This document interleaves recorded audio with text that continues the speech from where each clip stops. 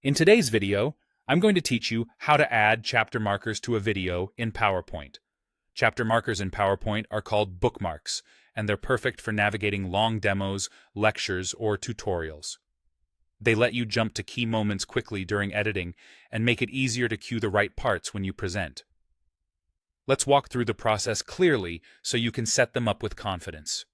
First, bring your video into the slide. Go to the Insert tab, choose Video, and select your file. Give PowerPoint a moment to load the media, especially if it's a larger file. Once it's on the slide, click the video so you can access the tools you need. With the video selected, look for the Playback tab on the ribbon. This tab only appears when the video is selected, so if you don't see it, just click the video again to activate it. The Playback tab contains all the controls for adding and managing the bookmarks. Now, scrub to the first chapter point. Use the playhead on the video timeline and the playback controls to get to the exact moment you want to mark. Take your time here. Listen for an audio cue or watch for a slide change or a visual transition that marks a clean break between sections. When you're precisely at that moment, click Add Bookmark. You'll see a small indicator appear on the timeline where you placed it. Repeat that process for each chapter in your video. Move the playhead to the next moment you want to mark, then click. Add bookmark again.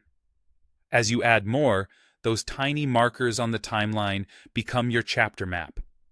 If you've outlined your chapters beforehand, it helps keep your placements consistent and logical. To review your work, use the Previous Bookmark and Next Bookmark buttons on the Playback tab. These are great for quickly jumping between markers and checking that each one sits exactly where you intended. If a marker feels a little early or late, fine-tune your playhead position and confirm that the timing looks right as you cycle through them. Finally, test everything in slideshow mode to confirm timing. Start the slideshow from the current slide, play the video, and watch as those chapter points arrive.